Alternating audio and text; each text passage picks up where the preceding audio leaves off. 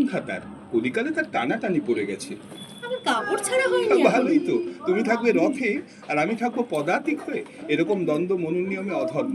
এককালে আমি ছিলাম নিখুঁত ভদ্রলোক, খোলসটা তুমি দিয়েছো ঘুচিয়ে। বর্তমান বেশভূষাটা দেখছো কিরকম? অভিধানে ওকে বেশভূষা বলে কি না। বলে তবে? শব্দ পাচ্ছি না খুঁজে। আচ্ছা, জামার সামনেটাতে এই যে বাঁকা চোরা ছেঁড়ার দাগ, এটা কি তোমার সকৃত সেলাইয়ের লম্বা হাত? ভাগ্যের আঘাত দারুণ হলেও আমি যে বুক পেতে নিয়ে থাকি এটা তার পরিচয়। ও। আর এই জামা দর্জিকে দিতে সাহস হয় না।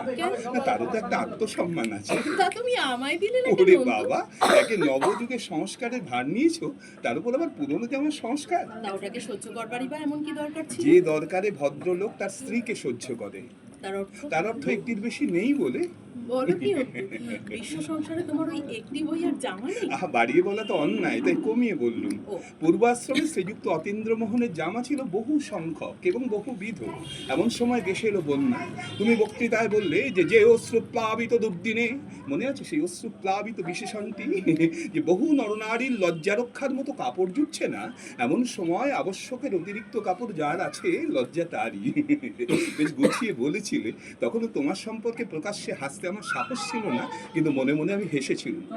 কারণ আমি জানতুম যে আবশ্যকের অতিরিক্ত জামা আছে তোমার বাক্সে। আর এও জানতুম যে মেয়েদের যদি 50 রঙের 50টা জামা থাকে, 50টাই অত্যাবশ্যক। সেই দিন দেখলুম জানো, দেশ হিতৈষিণীদের মধ্যে একটা রেষারেষি চলেছে, কে কত দান মানে সংগ্রহ করে দিতে পারে। তা আমিও এনে দিলুম আমার কাপড়ের তোরঙ্গ তোমার চরণ তলে। সে কি কথা? আমি কি জানি নিজেকে আমার নিঃশেষ করে দেব? আহা, একান্ত শোচনীয় নয়। দুটো জামা রাঙিয়ে রেখে দিলুম নিত্য আবশ্যকের গরজে, পালা করে কেচে পড়া চলছে। দুটো আছে? আরো দুটো আছে। হ্যাঁ? মানে ওই আপদ ধর্মের জন্য ভাঁজ করা। মানে যদি কোনো সন্দিগ্ধ সংসারে ভদ্রবংশীয় বলে প্রমাণ দেবার প্রয়োজন ঘটে, ওই জামা দুটো তো রইল, ওই জামা দুটোই না হয় কেচে কুচি কিছু একটা করা যাবে। আচ্ছা, এবার বলো তো দেখি, তোমার জরুরি দরকারটা কি?